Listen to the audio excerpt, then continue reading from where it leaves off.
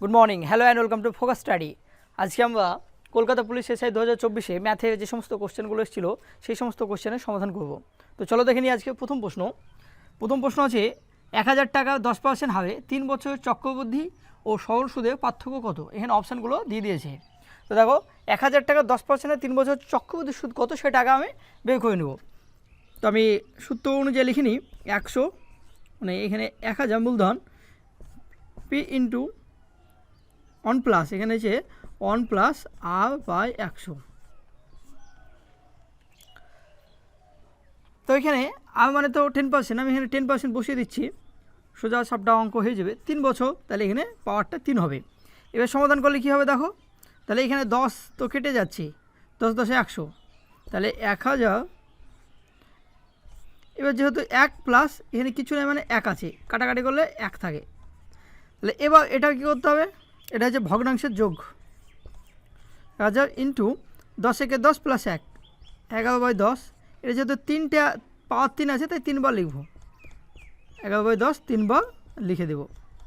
এবার দেখো একটা শূন্য একটা শূন্য একটা 3টে শূন্য কেটে দিলাম, এখানে যেহেতু 3টে শূন্য আছে, তাহলে 11কে 11 দিয়ে গুণ করলে আমরা পেয়ে যাব 11 ইন্টু 11 ইন্টু 11, এই দুটো গুণ করলে আমার হয়ে যাবে 121। তাকে যদি আমি 11 দিয়ে গুণ করি তো এই গুণটা কীভাবে হবে দেখো, যখনই কোনো সংখ্যাকে 11 দিয়ে গুণ থাকবে তখন সেই গুণটা সহজে করার নিয়ম হচ্ছে এই যে সংখ্যা আমি লিখে নেব আগে, যেহেতু দুই পাশে দুটো 1 আছে 1 1 লিখে নিলাম। তাহলে এরপর কী করবো, এই 2-এর সাথে 1 যোগ, 2-এর সাথে 1 যোগ করলে 3, এই 2-এর সাথে 1 যোগ 3, তাহলে হয়ে গেল 1331। এটা হচ্ছে সমূল সুদ, মানে এখানে মূলধনও যুক্ত আছে। তাহলে সুদটা কত হবে, যেহেতু মূলধন 1000 টাকা, তাহলে এখানে সুদটা হয়ে যাবে 1331 মাইনাস 1000, তাহলে এখানে আমার সুদটা পেয়ে গেলাম 331 টাকা। এটা হচ্ছে চক্রবৃদ্ধি সুদ, এটা আমি মনে রাখবো।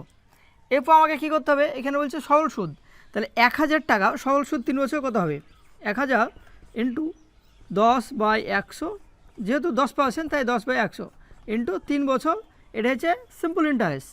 তাহলে এখানে দুটো শূন্য কেটে দিলাম, তাহলে 3 10 30 প্লাস আর একটা শূন্য আছে, তাহলে 10 × 30, তাহলে এখানে হয়ে গেল 300 টাকা। তাহলে আমি পেয়ে গেলাম সিম্পল ইন্টারেস্ট 300 টাকা আর কম্পাউন্ড ইন্টারেস্ট 331। তাহলে এই যে পার্থক্য কত হবে, চক্রবৃদ্ধি সুদ 331 মাইনাস সিম্পল ইন্টারেস্ট 300, তাহলে পার্থক্য হলো 31 টাকা।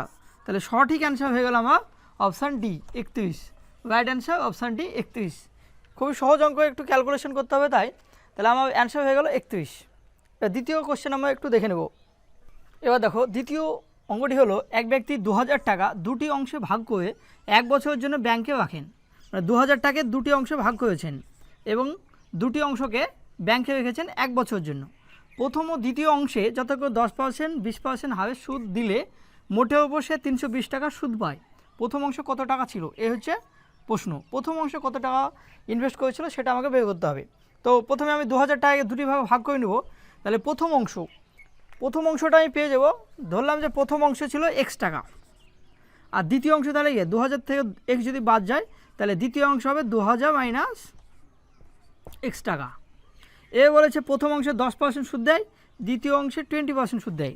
তাহলে প্রথম অংশ x, তাহলে x গুণিত 10/100, যেহেতু 1 বছরের জন্য তাহলে 1 এখানে লিখলেও হবে, না লিখলেও হবে, কোনো অসুবিধা নেই, আমি লিখলাম না। এই দুটো যোগফল, তাহলে এই যে 2000 মাইনাস x, এই অংশে 20% সুদ পাই, তাহলে এটা আমি 20/100 লিখে নিলাম।